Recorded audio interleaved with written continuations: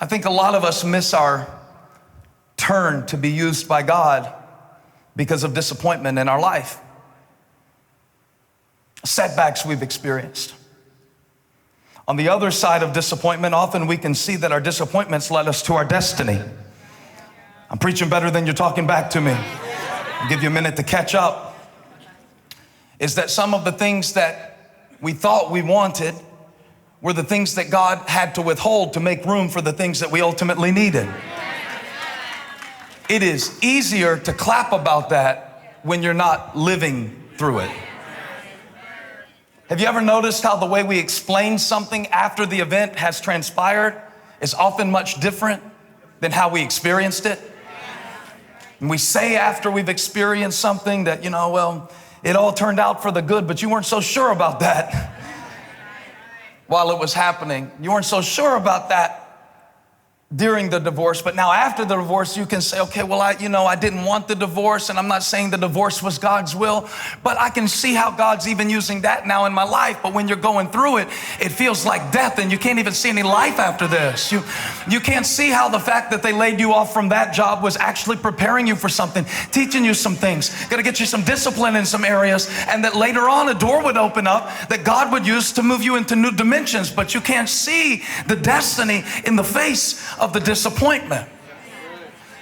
David is an illustration of how to deal with disappointment. I believe, you want to know the truth about it, David was more than just a shepherd, more than just a giant killer. He was a future king in training. I know many of you know this, but for the benefit of those who may not have gotten to go to Vacation Bible School, let me share a little bit of the context of 1 Samuel 16. Can I teach a little bit? Can I teach a little bit? On the day that Samuel came to town to replace Saul, because the Lord was grieved that he made Saul king, because although Saul had the stature of a king, he didn't have the heart of a shepherd. God give us shepherds even in our nation, in political seats of power, that will have a heart for your people. Give us pastors and fathers and leaders that will have a heart for your people. And so God said, I'm looking for a man after my own heart. Well, when Samuel came to town with his horn of oil, which was symbolically poured on the head of the next king, he went to Jesse's house because that's where God told him to go. He said the next king is in Jesse's house, but he didn't tell him which of Jesse's 8 sons was going to be the king, because sometimes God will give you enough of the details to get you in the right area, but he won't give you enough specifics where you don't need him to show you what to do next. Sometimes we want God to show us everything about our life and our decisions, but if he did, we wouldn't need him. So he gives us enough light to know the next step, but not enough light where we won't need him to guide us along the path. So he goes to Jesse's house. Samuel the prophet goes to Jesse's house, and he looks at all the sons of Jesse. Eliab was the oldest one. One's name was Shammah. All these boys that were so impressive. Eliab was very tall, like Saul was tall. And God said, not him, and not him, and not him, and not him, and not him, and not him. I love this about God, that he selects what man rejects. He uses the weak things of the world to confound the wise. And after they passed over all 7 of the select sons, Samuel says, do you have another one? And when Jesse talks about David, he doesn't even have the common courtesy to mention his name. You know what he calls him? I want to read this to you. It's in verse 11, chapter 16, verse 11. Jesse said, well, there's the youngest. There's the youngest. He doesn't identify him according to his potential, just his current position. You know, life will do this to you. Try to label you according to your educational background, according to your ethnicity, according to whether you're a man or a woman, or according to life will try to label you this way. Well, there's the youngest, but he's tending the sheep. And Samuel said, send for him. We won't sit down until he arrives.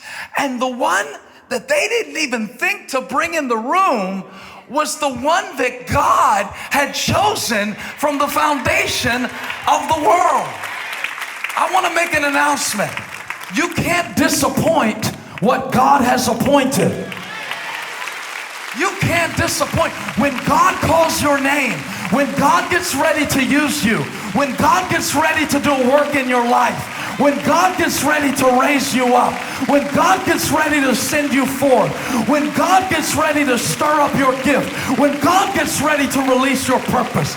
This new stage preacher's pretty good. I feel good about it. Shove somebody next to you and tell them He's calling your name. And see, I love God because He knew how to find David even in the field. He didn't need David to be in the lineup. Do you know what? You don't have to position yourself in front of people to be used by God. You don't have to convince a committee that you're good enough for the grace of God. How many are grateful that God chooses sovereignly whom He wills and uses sovereignly whom He wills? And when God gets ready to use you, there's no devil in hell that can stop. Touch your neighbor, say, don't miss it. Don't miss your turn. And see, if it had been up to people, David wouldn't have gotten his turn. But when God says it's your time, He knows exactly where to find you. Don't stress out about it. Don't worry about whether or not people appreciate you. Don't even worry about whether they notice you.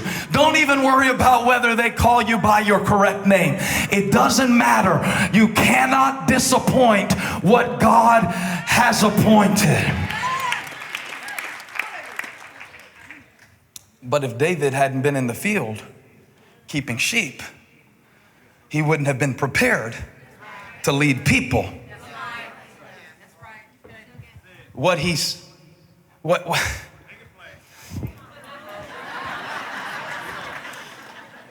should have, could have, would have seen as being very insignificant was exactly the thing that he needed to prepare him for his assignment.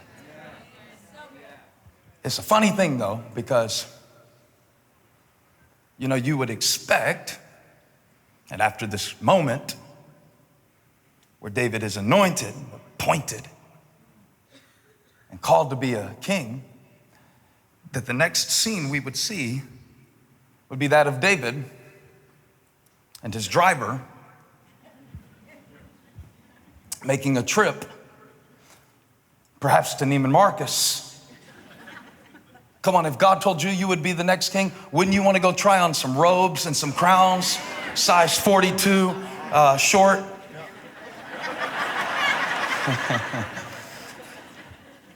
Wouldn't you want to try on some Versace crowns, Armani robe? I need to get ready for this thing. And sometimes we expect that when God announces a change in our life, it's going to be activated immediately. And we get confused when God says, it's your time, but He makes us wait our turn.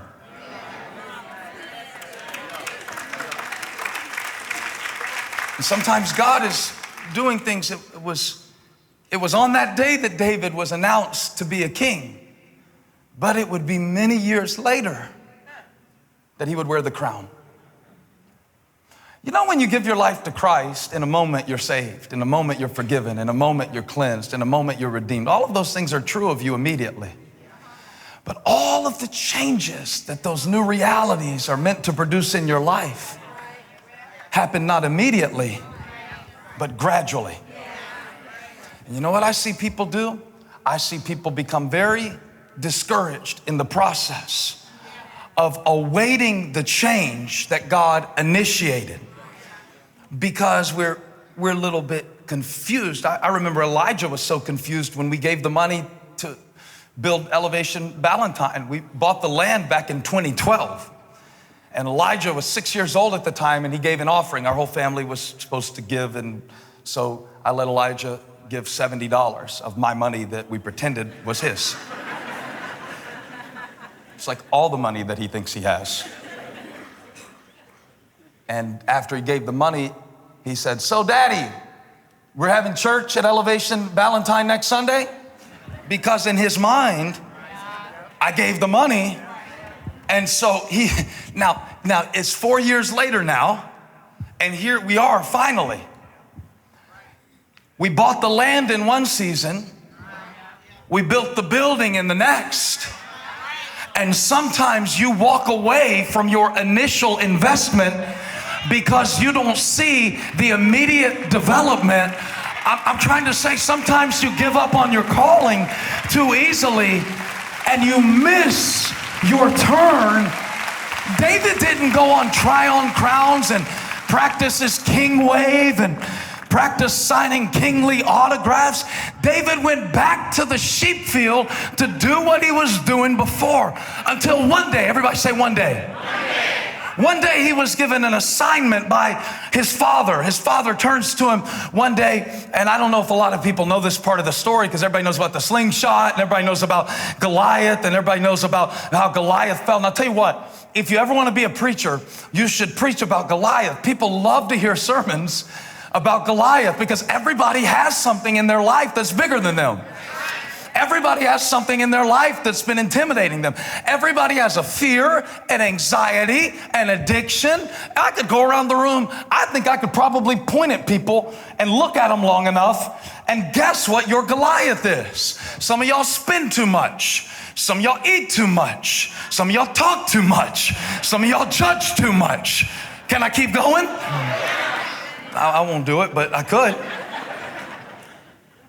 And everybody has a Goliath, right?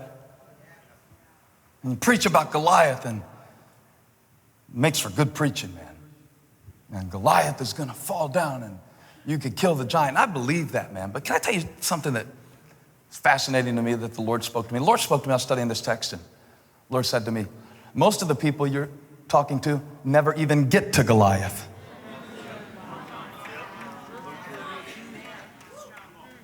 You're trying to teach them how to kill an enemy that they're never even going to meet.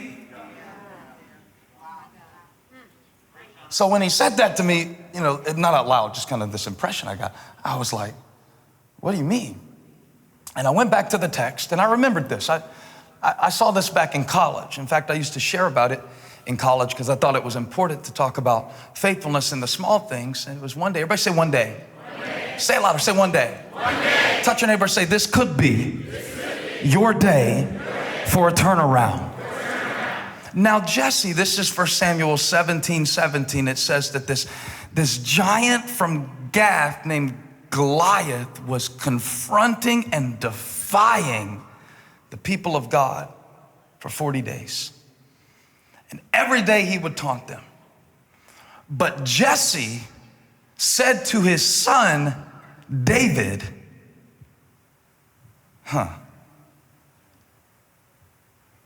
Verse 17 is kind of confusing because Jesse must have forgotten that he was talking to a future king.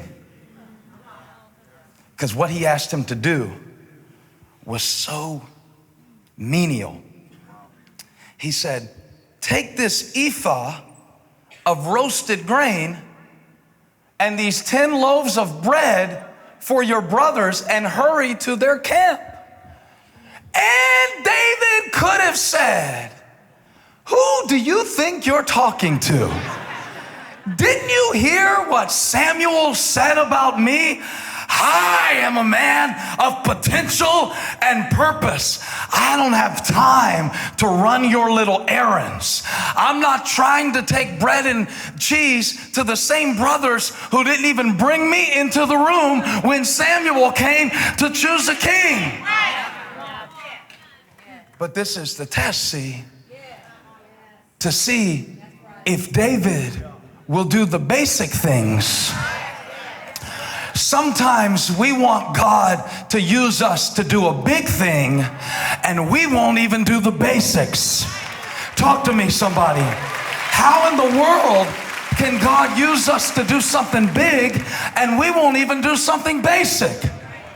I love David's heart because the story could have stopped right here if he had said, I'm not doing that. I'm a king. I'm not doing that. You're demeaning to me. I'm not doing that. You know all the ways that we disobey God. These little things that he asks us to do. Call your sister and tell her you're sorry. reach out to somebody who looks different than you and listen to them about their struggle? It's funny to me, some of us want to kill Goliath, but we don't want to tend sheep, and we don't want to make deliveries. We want to see big victories. But how in the world can God use us to kill giants if we can't even follow simple instructions? Hey, thank you for watching. Make sure you subscribe to this channel so you don't miss a single video or live stream, and share this video with a friend. And don't forget, you can join me live every Sunday. Thanks again for watching.